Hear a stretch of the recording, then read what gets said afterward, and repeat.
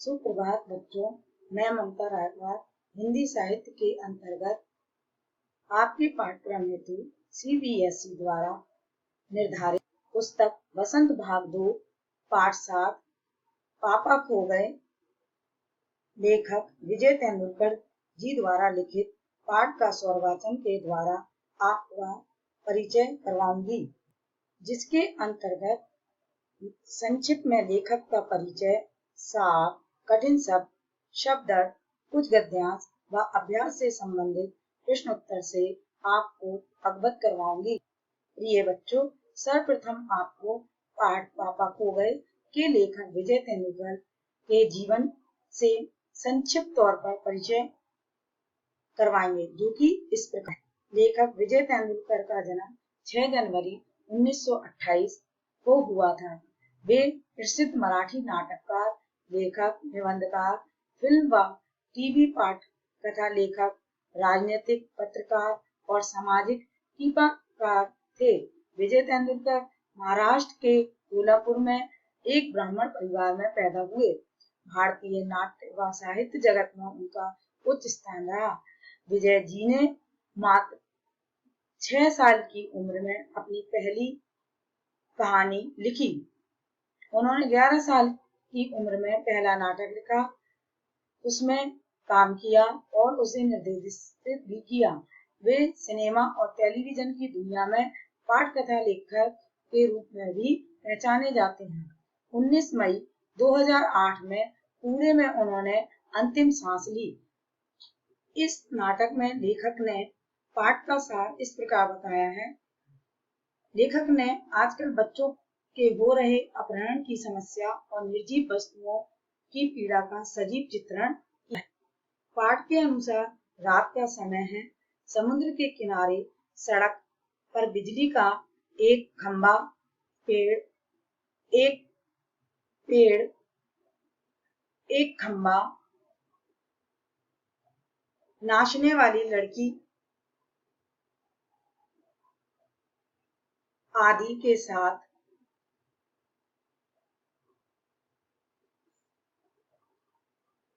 जीवन भागता हुआ नजर आता है। खंभा एक स्थान पर खड़ा होने के कारण दुखी है।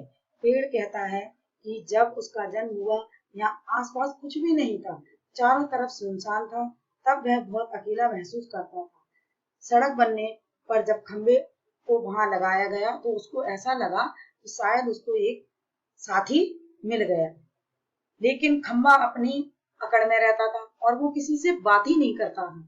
परंतु एक बार बहुत तेज आंधी आई और तूफान आया, उसमें खंभा उखड़ के गिरने लगा। तब पेड़ ने अपना सहारा दिया और बड़ी मुश्किल से वह पेड़ और खंभा, मतलब पेड़ के सहारे वो खंभा खड़ा रहा। जब खंभा खड़ा रहा तो पेड़ और खंभे में दोस्ती हो गई। इस प्रकार समय बीतता गया। वहां सामने की दीवार पर लोगों ने एक नाचने वाली की घुंघरुओं से बंधे पैरों की आकृति को लाकर चिपका दिया, वहां जिसको देखकर महसूस होता था जैसे कोई नाच रहा हो। अचानक वहां एक लेटर बॉक्स लगा दिया गया। लेटर बॉक्स अपने अंदर से पत्र निकालकर पढ़ने लगता। तब सभी उसको टोकते, कहते कि किसी का निजी पत्र पढ़ना अच्छी बात नहीं है। परंतु लेखक ना तो पेड़ और खंभे की बात सुनता और ना ही किसी और की, लेकिन परंतु जब कोई वहां आता तो वो एकदम से सभी चुप हो जाते। इस प्रकार कुछ समय बीत गया। एक बार की बात है कि एक व्यक्ति वहां से निकल रहा था। उसने देखा कि वो अपने कंधे पर एक बच्ची को चुप लटकाए हुए है, जो कि गहरी नींद में सोई हुई है। वो आता और पेड़ के नीचे उस बच्ची को लिटा देता और उसको अपने कोट से उड़ाकर खाने की तलाश में निकल जाता। लेखक बताते हैं कि उस व्यक्ति के निकल जाने के बाद पेड़, खंभा, लेटर बॉक्स और कौवा उस लड़की के बारे में बातें करते हैं और आदमी से लड़की को बचाने की तरकीबें सोचने। वे लड़की को जगाने का प्रयास करते हैं। बहुत कोशिश के बाद वह लड़की उठ जाती है और सबको चारों तरफ देखने लगती है, वह एकदम चुप हो जाती है। सभी इशारे से लड़की से माँ बाप का पता पूछते हैं। लड़की यह सुनकर डर जाती है और मुंह नीचे कर बैठ जाती है। सभी हैरान रह जाते हैं तो लेटर बॉक्स उससे बातें करके सबसे पहले उसका डर दूर करता है और उससे पूछता है कि तुम्हारे माता पिता का क्या नाम है, पर वह लड़की कुछ नहीं बता पाती है। लेटर बॉक्स के द्वारा बातें करने पर लड़की खुश हो जाती है और धीरे धीरे उन सबके साथ घुलने मिलने लगती है। इस प्रकार जब लड़की घुलने मिलने लगती है तो उसको देखकर नाचने वाली भी पोस्टर्स से सामने आती है और उसको नाच दिखाकर खुश करती है। तभी वहां दोबारा से वह व्यक्ति आ जाता है और वे सभी चुप हो जाते हैं। लड़की पेड़ के पीछे छिप जाती है। जब वह दुष्ट व्यक्ति देखता है कि लड़की नहीं दिखाई दे रही है तो वह चारों तरफ उसको खोजने लगता है। जब वह लड़की नहीं दिखाई देती है तो कौआ जोर जोर से चिल्लाने लगता है, भूत भूत भूत भूत भूत आया। यह सुनकर चोर डर जाता है और वहां से निकल भागता है। ऐसा कर कर उस व्यक्ति के भागने पर सभी खुश हो जाते हैं और फिर वापस सामने आ जाते हैं। लड़की थक कर सो जाती है। तब सभी विचार करते हैं कि सुबह होते ही किसी तरह से लोगों को आगाह करेंगे और उनका ध्यान अपनी तरफ आकर्षित कर कर उन्हें यहाँ बुलाएंगे ताकि वह लड़की को उसके माता पिता के पास भेज सके। परंतु ऐसा करने के लिए उन्हें बहुत विचार करना पड़ता है। तब कौआ कहता है कि सुबह होते ही लेटर बॉक्स एक संदेश लिखेगा कि लड़की के पापा खो गए हैं और इसको उसके पास पहुंचा दिया जाए, अर्थात इसको उनके पिताजी से मिलवा दिया जाए। जब सब इस बात से सहमत हो जाते हैं, प्रातःकाल उठकर सभी अपनी अपनी जगह पर खड़े हो जाते हैं। पेड़ झुककर लड़की पर छाया कर देता है, खंबा अपनी जगह टेढ़ा खड़ा हो जाता है। लेटर बॉक्स का संदेश पोस्टर पर लिखा होता है कि पापा खो गए और लेटर बॉक्स सभी से कह रहा है कि यदि किसी को इस प्यारी सी बच्ची के पापा मिल जाए तो उन्हें यहाँ ले आइए। इस प्रकार लिखने के बाद कौवा वहां काव काव करके सभी को बुलाने लगता है। कौवे की आवाज सुनकर कुछ लोग इकट्ठे होते हैं और वह संदेश पढ़कर बच्ची को उसके पापा तक पहुंचाने की कोशिश करते हैं। हाँ तो बच्चों, इस पाठ को समझने के लिए सबसे पहले आपको देखना होगा कि इस पाठ का जो नाटक है उसमें उन्होंने कुछ पात्र रखे हमारे लेखक ने, जैसे बिजली का खंबा, पेड़, लेटर बॉक्स, कौवा, नाचने वाली लड़की आदि।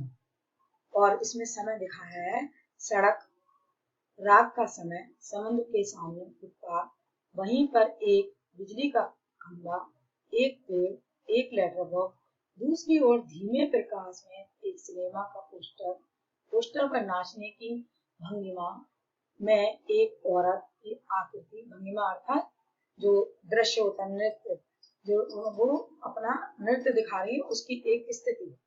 समुद्र से सनसनाती हवा का बहाव, दूर कहीं कुत्तों के भौंकने की आवाज। तो फिर सबसे पहले खंबा जो सजीव होकर दिखता है, जमाई रोकते हुए, राम राम राम, रात बहुत हो गई।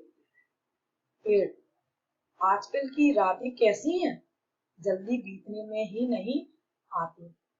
तभी खंबा फिर बोलता है, दिन तो कैसे ना कैसे हड़बड़ी में बीत जाता है। पेड़, लेकिन रात को बड़ी बोरियत होती है। खंबा बोलता है, तब भी बरसात की रातों से तो ये रातें कहीं अच्छी हैं।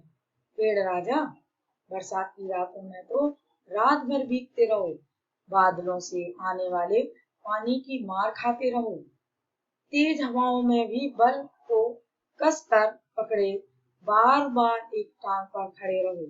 बिल्कुल अच्छा नहीं लगता। उस वक्त लगता है इससे तो अच्छा था ना होता बिजली के खंभे का जन्म, बल्ब है तब दूर कहीं भाग जाने का जी होता है। पेड़, मुझ पर भी एक रात आसमान से गड़गड़ाती बिजली आकर पड़ी थी। अरे बाप रे, वो बिजली थी या आफत, याद आते ही दिल भी धक धक करने लगता है। और बिजली जहाँ गिरी थी वहां खड्डा कितना गहरा पड़ गया था। हमें महाराज, अब जब कभी बारिश होती है तो मुझे उस रात की याद हो आती है। अंग थर थर कांपने लगते हैं। खम्बा, मेरी तबीयत की लोहे की है, जो मैं बीमार नहीं पड़ता, वरना कोई भी इस तरह बारिश ठंडी धूप में खड़ा रहे तो जरूर बीमार पड़ जाएगा या नहीं। कितने दिन बीत गए, कितनी रातें, लेकिन मैं बराबर इसी तरह खड़ा हूँ। लंबी ठंडी सांस छोड़कर पेड़ कहता है, छे, चुंगी की यह नौकरी भी कोई नौकरी है। पेड़, अपने पत्तों को कोट बनाकर मुझे सर्दी बारिश या धूप में उतनी तकलीफ नहीं होती, तो भी तुमसे बहुत पहले का खड़ा हूँ मैं यहाँ। मेरा जन्म हुआ इसी जगह पर, तब सब कुछ कितना कितना अलग था। यहाँ के वे सब ऊंचे ऊंचे घर नहीं थे, यह सड़क नहीं थी, वह सिनेमा का बड़ा सा पोस्टर और उसमें नाचने वाली औरत भी तब नहीं थी। सिर्फ सामने का यह समुद्र था। वह बहुत अकेलापन महसूस होता है। तुम्हें जब यहाँ लाकर खड़ा किया गया तो मैंने सोचा, चलो कोई एक साथी तो मिल गया, इतना ही सही। लेकिन वो भी कहाँ। तुम शुरू शुरू में मुझसे बोलने की भी तैयार नहीं थे। मैंने बहुत बार कोशिश की, पर तुम्हारी अकड़ जहाँ थी वहां कामयाब रही। बाद में मैंने भी सोच लिया, इनकी नाक इतनी ऊंची है तो रहने दो, मैं भी कभी आवाज नहीं लगाई। हाँ, अपना भी स्वभाव जरा ऐसा ही है। खंबा, और एक दिन जब आंधी पानी मैं बिल्कुल तुम्हारे ऊपर ही आ पड़ा। बच्चों, इससे आगे अब आपको पाठ के इस पाठ के दूसरे भाग में बताएंगे, जो आपकी दूसरी वीडियो तैयार की जा रही है।